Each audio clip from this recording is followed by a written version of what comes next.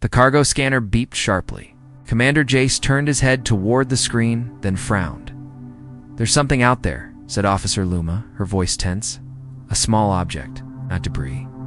The human supply ship Radiant Hawk had been flying through Sector 47B, a quiet stretch of space with old shipping lanes. It was supposed to be a routine run, no trouble, no surprises. But surprises had a way of finding humans. "Bring it in," Jace ordered.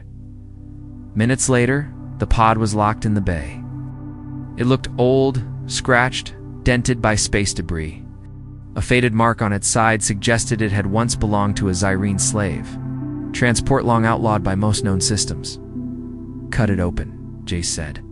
A quiet hiss escaped as the seal broke. The door creaked open and the smell hit them. First stale air, fear, and something like burnt plastic. Inside the pod, curled up on the floor, was a girl, not human. Her skin was a soft shade of violet, her silver hair messy and tangled. Her arms were chained above her head, her body thin, like she hadn't eaten in days.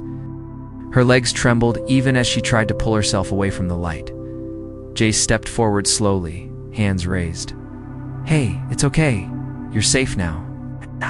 The girl didn't respond, stared at him with wide, glowing eyes, not blinking, not moving. Luma whispered, "She's terrified."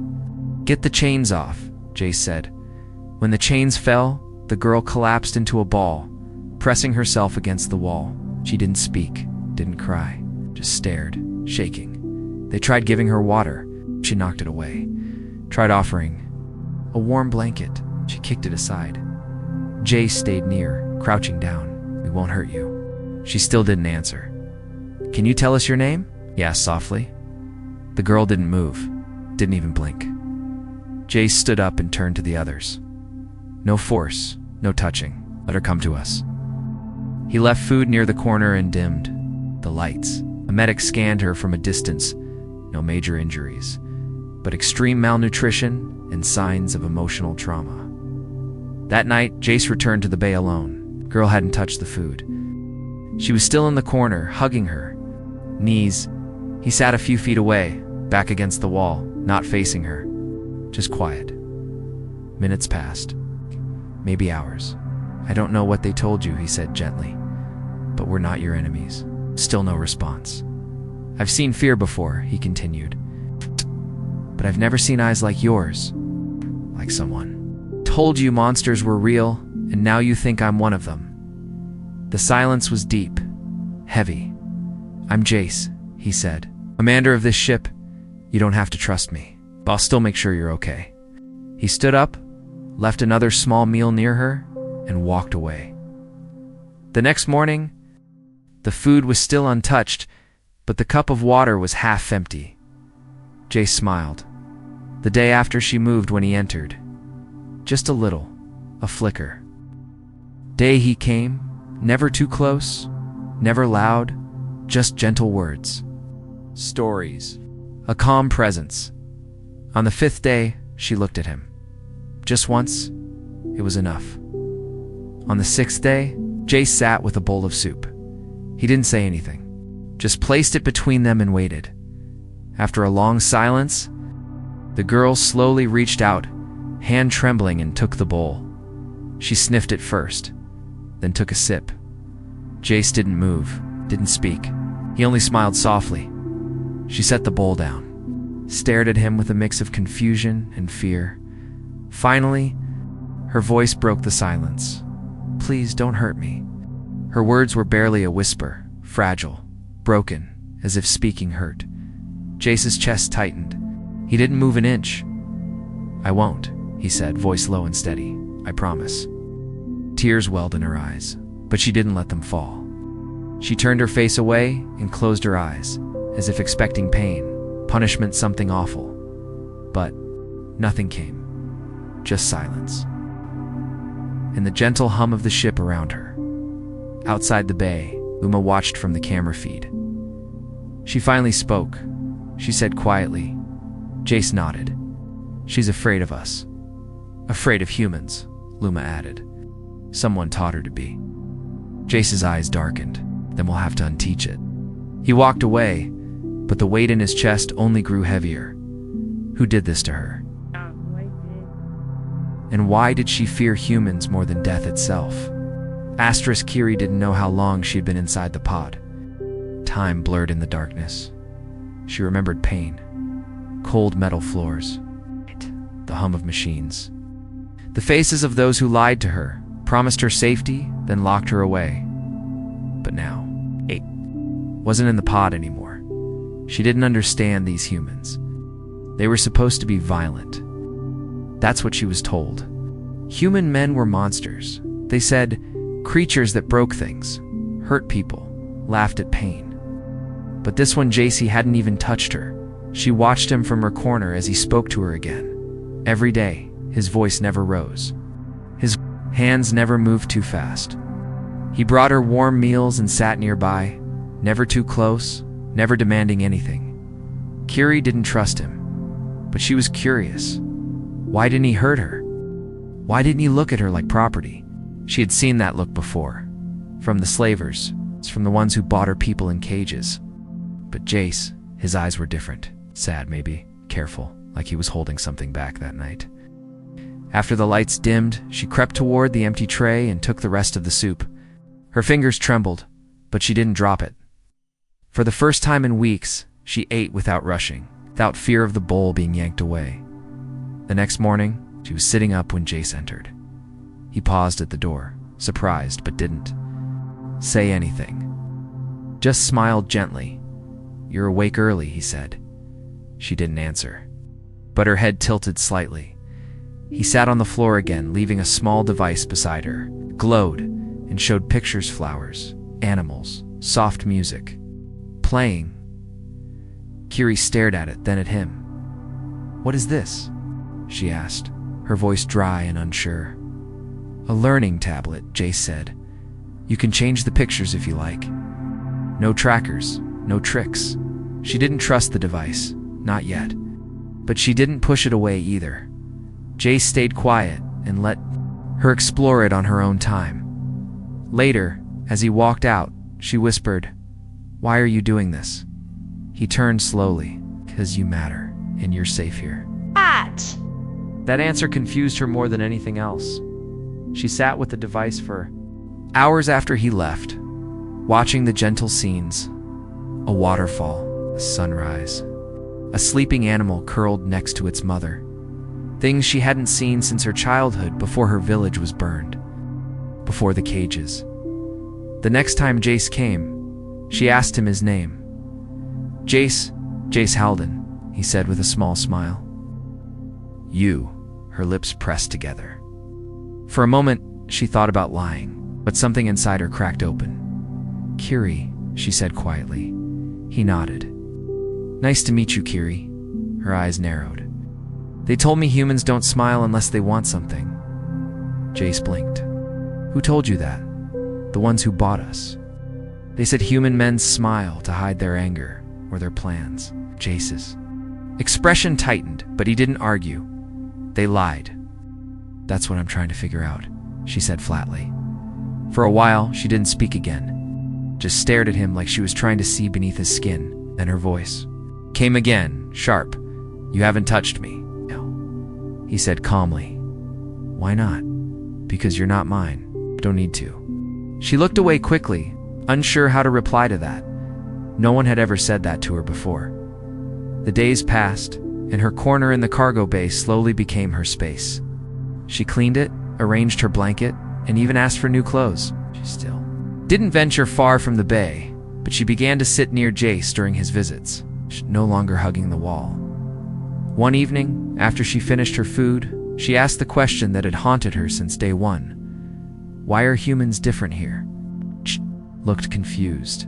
"Different. You don't act like the ones who bought us. Or the ones in the stories. Back home, they said, humans kill for fun. That they take what they want. That no female alien is safe around them." Jace shook his head.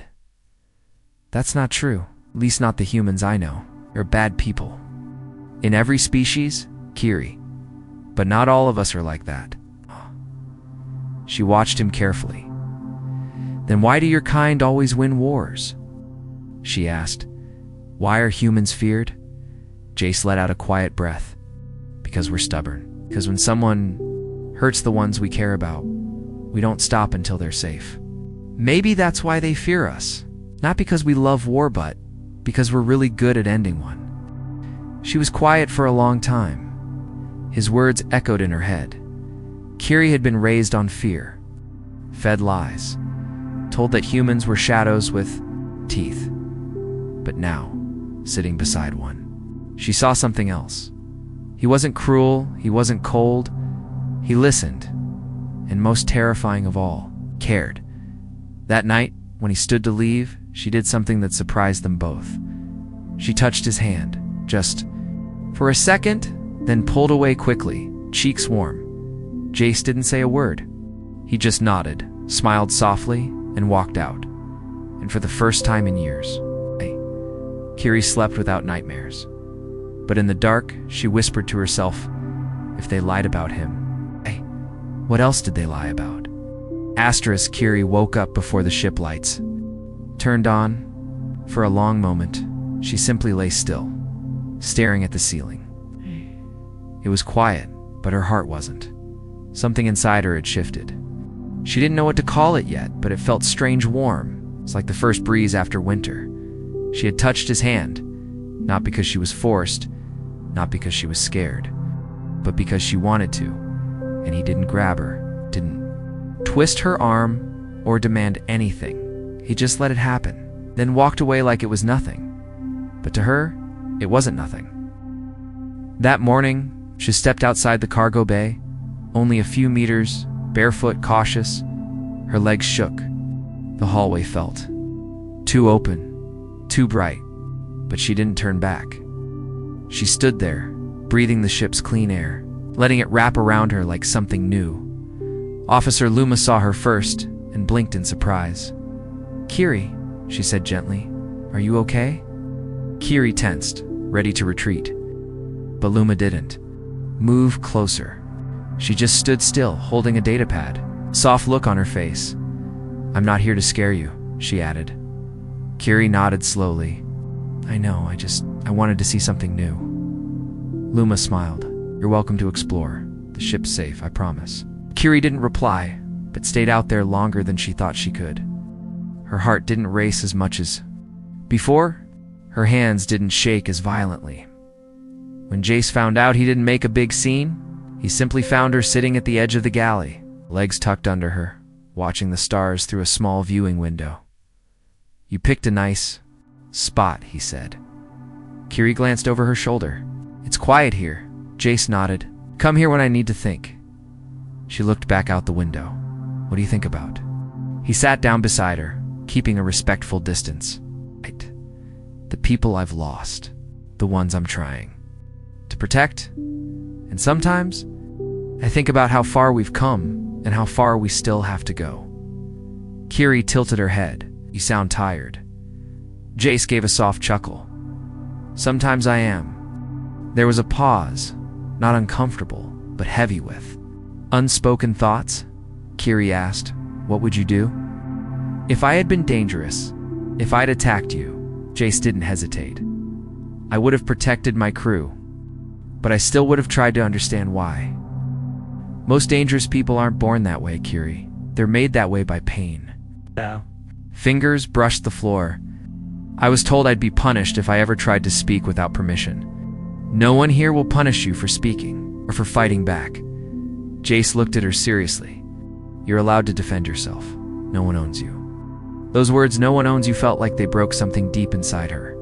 A wall she didn't even know she had. She wanted to believe him. Later that evening, she was given new clothes, simple but comfortable. Kiri changed alone, slowly, staring at her reflection in the mirror. The old her had sunken eyes, bruises, scars and fear in every bone. The new her still looked scared, but she also looked curious. When Jace returned that night to check on her, she was standing by the door. I want to try something, she said. He raised an eyebrow. What is it?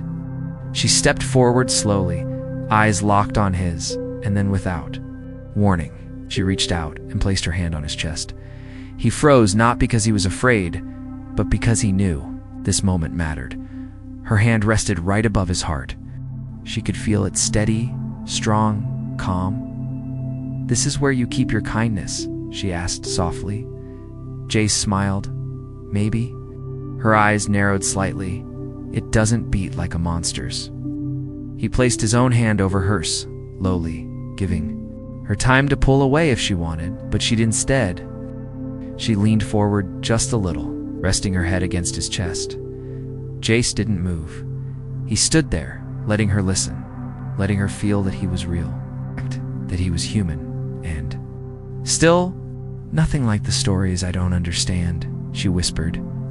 "They said your kind would break me, that I'd be nothing but a toy to humans." Jace's voice was quiet. "Then maybe it's time you stop listening to them." She looked up at him, her eyes shining not with tears, but something else. Hope. That night, she didn't sleep in the cargo bay. Jake offered her a small guest room. She hesitated at the doorway, then walked inside without looking back. It wasn't large, but it had real light, a clean bed, and a view of the stars. When the door closed behind her, she stood in silence for a long time. She wasn't chained, she wasn't trapped, and the human didn't follow her in. He just stood outside and said, "Good night, Kiri. Sleep well." She curled up under the soft blanket, feeling warmth instead of fear, and before she closed her eyes, she whispered one word into the darkness: kind. Kiri stood in front of the mirror, holding a brush in her hand. Her fingers moved slowly through her silver hair. Each stroke felt strange, like she was brushing a different person. The girl in the mirror didn't look like the scared creature she remembered. She looked calmer now, alive. She hadn't had a mirror in years. The slavers didn't allow it. They didn't want the captives to see themselves, to remember who they were. But now, here she was, brushing her own hair, wearing clean clothes, no chains, and no eyes watching her with cruelty. Jace hadn't come to check on her that morning. Not because he forgot, but because she had told him, "I think I want to be alone for a bit," and he'd respected it. She wasn't used to that. In her world, silence from others usually meant punishment. But here it meant trust. Still her mind wasn't quiet. The lies were loud. The warnings drilled into her by the slavers echoed constantly. Human men can't be trusted. If they're nice, it's a trick. They only pretend to care. Then they take what they want. But Jace hadn't taken anything. He hadn't even tried. Why? Later that day, she found him in the engineering bay, fixing one of the drone panels. He was crouched on the floor, face smudged with grease, humming a soft tune to himself. She stood in the doorway for a long time before speaking. "You hum when you're working," she said quietly. Jace looked up, surprised, then smiled. "Helps me focus." "You're not pretending, are you?" Her voice was steady, but her eyes searched him deeply. "This kindness, this soft way of talking to Mitts, not just because I'm broken, is it?" Shh. Jace set the tool down and wiped his hands. "No, Kiri, it's not an act." She took a step forward. "Then why? Why be kind to someone who brings nothing to your ship?" Jace stood slowly, keeping a gentle tone. "You bring something, even if you don't see it yet. You remind us that we still have work to do in this galaxy, that someone needs to stand up when others are hurt." Kiri looked down. "I don't want to be someone's reason to fight. I just want to be normal," Jace nodded. "Then let's start with that." She blinked. "What do you mean?" Called out a small device. "Come with me, just for a walk." They strolled through the ship's main corridor. Some crew members waved or nodded at her. No one stared. No one asked questions. The air smelled of metal and warmth, not fear. He stopped in front of the hydroponic garden. When the door opened, the scent of green things surrounded her. Life. Flowers blooming. Tall plants stretched toward artificial suns.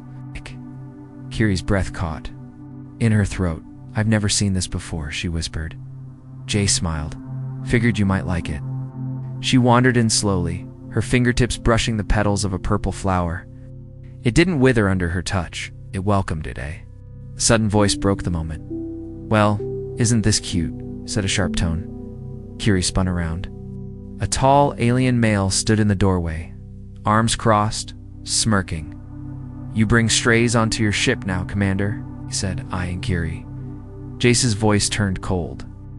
This is Kiri. She's under my protection. The alien scoffed. Protection? From what? From herself? Or are you just keeping her sweet until she's useful? Kiri's face went pale. The words felt like knives cutting open old wounds. But then, something else happened. She stepped in front of Jace. Her voice was low, but firm. Don't talk about me like I'm not here. The alien raised an eyebrow. You have a voice now, girl? I've always had one, she said. You're just not worth wasting it on. Jace looked at her, surprised but proud. The other aliens smirked, shrugged, and walked off. Suit yourself. You'll learn soon enough, Commander. Human kindness never lasts. When he was gone, Kiri's body shook not from fear, but from the adrenaline of standing her ground. She looked at Jace. Was I wrong to speak up? He shook his head. No, you did the right thing. Her lips trembled. But what if he's right? What if this ends? What if it all goes back to pain? Jace took a deep breath. Then we'll face it together. And if anyone tries to hurt you again, they'll have to get through me first. Kiri's heart pounded. It's not with fear, but with something new. Something terrifying and beautiful at the same time. Trust. Later that night, she sat in her new room, staring out the small window. The stars outside didn't look cold anymore. They looked wide, endless, full of places where she could start again. She placed her hand on the glass and whispered, maybe the warnings were wrong, but deep inside, a louder thought echoed, or maybe he's the only one who proves them wrong, asterisk. The air felt different that morning. Kiri woke up to a soft alarm chime and the quiet hum of the engines. But something about the ship's rhythm was off. Her fingers tightened around the blanket as she sat up. She could feel it like a shadow moving down the hallway, pressure building in the air. She left her room and walked toward the command deck. The crew didn't stop her anymore. She moved freely now. The guards nodded. Officer Luma smiled when she passed by. But Jace, his face was tense. He was staring at the main screen, arms crossed, jaw tight. The crew around him worked quietly, as if not wanting to disturb the weight in the air. Kiri stepped closer. What's wrong, Jace? Looked over his shoulder. His eyes softened when he saw her, but the worry didn't leave. We received a transmission, he said. A ship is searching for you. Her breath caught. Slavers, he nodded once. They're calling you Asset 173X. They claim your stolen property. Her knees weakened, but she didn't fall. Jace stepped closer, steadying her with a hand under her elbow. You're not property, he said. You never were. And you're not going back to them. Kiri stared at the screen. Blinking red icon marked the incoming vessel. Closer by.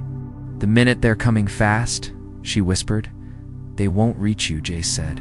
While you're under my protection? She turned to face him, eyes full of panic. You don't understand. They don't stop. They'll tear this ship apart to find me. And I'll tear them apart if they try, he said calmly. His words didn't roar. They didn't need to. The fire behind his voice was quiet, but solid like stone that wouldn't break. For a girl who had only known fear, the calm defiance was louder than any threat. She whispered, they'll hurt you. Let them try. The crew prepared the ship for confrontation. Shields were raised. Weapons powered up. Kiri stood by, watching with a strange ache in her chest. She had never been worth defending before, never been someone people would risk anything for. Jace didn't leave her side. He moved with purpose, issuing orders, but always made sure she was within sight. Later in the training room, he handed her a small device. A stunner, he said. Non-lethal. Just in case someone gets past us. She looked down at it like it was a snake. You want me to fight? I want you to survive, he said. You don't have to fight for anyone else, just for yourself. Kiri swallowed hard and nodded. Jace showed her how to aim, how to breathe, how to stand without shaking. He didn't yell or rush her. Taught like someone who had seen war, but didn't want her to. After hours of practice, she hit the target. Not once, but twice. Jace smiled. You're learning fast. Kiri let out a breath. I don't want to be afraid anymore. You're not, he said. You're just remembering what it feels like to stand. By evening, the slaver ship was close enough to hail. They did. Their voice came through the speakers dry. Arrogant, cruel. This is Captain Relk of the Thornclaw. You have something of ours. Release the asset or prepare to be boarded. Jace stepped forward, speaking clearly. This is Commander Jace Halden of the Radiant Hawk. You are trespassing in protected airspace. The individual you refer to is a sentient being under my protection. Any attempt to board will be seen as an act of war. Relk's laugh came through the speaker. You think you can stop us, human? Jace didn't smile. I don't think I know. Then he cut the transmission. Kiri stood there, shaking not from fear, but rage. She walked up beside Jace, staring at the screen where the enemy ship glowed red. You shouldn't fight for me, she said. I'm not, he replied. I'm fighting for the truth, and you are part of that. The alarm blared. Missiles incoming. The ship jolted as impact rocked the hull. Lights flickered. Sparks flew, but the crew held the line. Kiri grabbed the stunner. She wasn't going to hide this time. She would not go back into a cage. As the enemy sent boarding pods, Jace turned to her. Stay behind me. She shook her head. No, beside you. They moved through the corridors as red lights flashed, weapons armed, systems locking down. Soldiers rushed to their positions. Kiri's heart pounded in her ears, but she stayed close. Then a sound metal tearing open. They were here. One of the enemy slavers stepped into the hallway, gun raised. Before he could fire, Kiri lifted her stunner and pulled the trigger. The man dropped, unconscious. Jace looked at her, impressed. Kiri stood tall, trembling but fierce. I'm not what they made me. I'm something else now. Jace nodded. Yes, you are. And as more enemies poured into the ship, they prepared to fight side by side, because she wasn't running anymore. She was rising. Asterisk smoke filled the corridor. The walls trembled with each blast. Emergency lights pulsed red like a heartbeat, steady but urgent. Sirens echoed behind every door. The slaver ship had begun boarding in full force. Kiri had never felt this kind of fear, sharp, fast, alive. But it wasn't the kind of fear that made her freeze. Not anymore. This fear moved through her legs, into her hands, and made her step forward instead of backward. Jace crouched beside her behind a stack of overturned crates. Across the hall, enemy boots pounded the metal floor. His eyes flicked to hers. You ready? She nodded. I've been ready since they called me an asset. He gave a short grin, then threw a flash charge into the hallway. It burst into light and sound. Two slavers stumbled out of the smoke. Kiri raised her stunner and fired once, then twice. Both dropped. Her hands were shaking, but her aim was steady. Jace fired behind her, covering the left flank. Another crew member shouted from a nearby junction. We're being pushed back.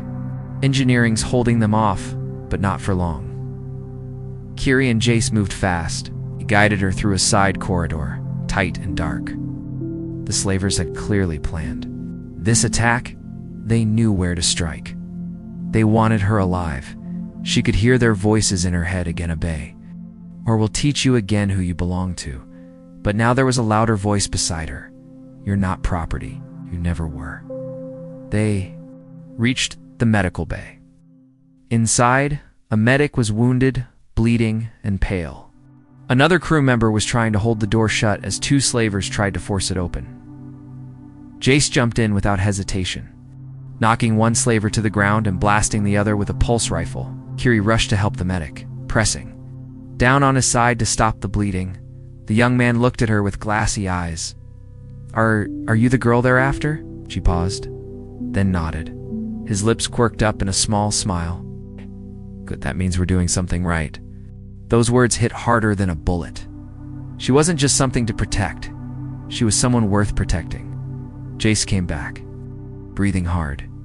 We need to get to the bridge. They're trying to take control of navigation. Kiri stood up. Then, let's stop them. They sprinted down the corridors, turning corners, dodging debris. Each hallway showed signs of battle-burnt walls, scattered weapons, injured crewmates helping one another. This wasn't just a fight, it was resistance. As they reached the upper deck, Jace's cum crackled. "Commander, they've reached the main deck. They're using cutting tools on the bridge door," Jace responded. "Hold them off. We're close." Kiri and Jace burst through the upper corridors and straight into a group of slavers guarding the bridge hallway. The leader turned, grinning. "There you are." Kiri recognized him, one of the buyers. One of the ones who used to inspect her like she was meat, her hands clenched around the stunner. Rage burned behind her eyes. "I told them you'd never get far," he sneered. "Do you really think this human cares about you?" They all break. Eventually, they all want something. Jace raised his rifle. "I want you off my ship." The slaver laughed. "And I want my property back." Before he could blink, Kiri moved. She lunged forward, ducked under the man's arm, and fired her stunner directly into his neck. He collapsed, twitching, shocked. The others opened fire, but Jace was already ahead of them, rolling to cover. Returning fire with sharp precision, the two of them moved like they had trained together, like instinct. One covered while the other attacked. One of the slavers tried to grab Kiri from behind. She spun, kicked his knee, and knocked him back. She didn't even hesitate this time. When the last attacker dropped, silence returned. Kiri breathed hard, chest rising and falling, smoke and sweat clinging to her skin. Her hands were raw, her legs sore, but she stood tall. Jace looked at her, like she was someone new. "You fought like hell," he said. "I fought like someone who's done being hunted." He smiled, but it faded quickly when he looked at the time display on the wall. The slaver ship. "They've powered their main cannon. They're going to destroy us if they can't get you." Kiri's eyes widened. "What do we do?" "Evacuate the crew into escape pods," Jace said. "But I'm not leaving this ship. Not until they're gone." She stepped closer. "Then I'm staying too." He looked at her hard. "No, you go. You survived worse. You can survive again." She grabbed his arm. "I'm not running anymore, Jace." He opened his mouth to argue, then stopped. He saw it in her eyes. That same fire. That same steel he'd seen in the best soldiers. She wasn't the broken girl in the pod anymore. She was something stronger now. "I have an idea," she said. "But you're not going to like it," he sighed. "That makes two of us." The control room was nearly dark now, lit only by red warnings and flickering displays. Outside, the enemy ship hovered in firing range, its main cannon glowing with deadly light.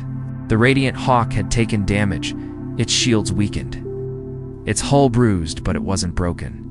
Neither was Kiri. She stood beside Jace. Eyes locked on the enemy screen, her mind racing. Her idea wasn't safe. It wasn't perfect, but it could work. "They're not here for the ship," she said. "They're here for me." Jace didn't like where this was going. "We already know that. I can use it," shook his head. "If you're thinking of surrendering, I'm not," she interrupted, firm. "I'm thinking of baiting them." Jace folded his arms, jaw tight. "Go on." Kiri took a breath. "They think I'm helpless. An object. If I make them believe I'm coming willingly, they'll drop their guard. I can board their ship may and disable their systems from inside. That's suicide. Only if I fail. You're not going." She stepped in close, voice low. "You taught me to fight. You taught me I'm not property. I need to finish this. Not just for me, but for everyone else who's still in a cage." Jace stared at her. He looked. The bruises had faded. The fear in her eyes was replaced by purpose. She wasn't asking permission. She was making a choice. He exhaled slowly. "If you're doing this, then you're not doing it alone." Minutes later, a fake transmission was sent to the slaver ship. Kiri appeared on screen, hands held up. "This is Asset 173X. I'm surrendering, no resistance." Slavers took the bait. A boarding corridor extended from their ship, thin and sealed by gravity locks. Kiri walked toward it, her movements calm. Her heart pounded, but her face was steady. Jace walked behind her, hidden just out of frame. His rifle was slung across his back. Kiri carried a small device in her sleeve, a virus developed by the Hawks engineers, able to shut down the slavers' command systems if uploaded directly into their core. The corridor locked behind her.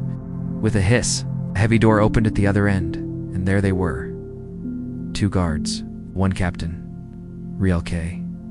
The same slaver who had ordered her beatings, who called her it, who sold her like fruit at a market. He smiled cruelly. I knew you'd break eventually. Kiri's voice was like a blade. You're the one who's about to break. Before he could react, she slammed her elbow into the guard nearest her, twisted, and rolled under the second. She sprinted toward the console. 1 second, Jace burst in behind her, weapon firing. Chaos erupted. Sparks flew. 1 slaver collapsed, screaming. The second pulled a knife, but Kiri spun and struck his throat with the stun device. Relk lunged for her, snarling. Ungrateful creature. Kiri slammed the data spike into the control panel. Not yours anymore. Ship flickered. Engines groaned. Lights died one by one. Within seconds, the entire slaver vessel powered down, dead in space. Back on the Hawk, the crew cheered. Jace grabbed Kiri's arm and pulled her into cover as emergency lights blinked on. He looked at her, panting. Okay, she nodded. Better than ever. He stared at her a moment longer. You were never an asset. Her voice was soft. I know. They returned to the Hawk as heroes. The slavers were detained. Their victims, still trapped in cryopods, were freed and given aid. Every system they had ever logged into was sent to authorities. Their entire operation was exposed and destroyed. Kiri stood in the middle of the main hall the next day, surrounded by survivors. Many were younger than her, some too weak to stand. She didn't need to say much, just offered water, warmth, in the words she had longed to hear when she was one of them. You're safe now. Later, Jace found her sitting near the ship's viewing deck, where it had all begun. He sat beside her, shoulder brushing hers. So, he said, what now?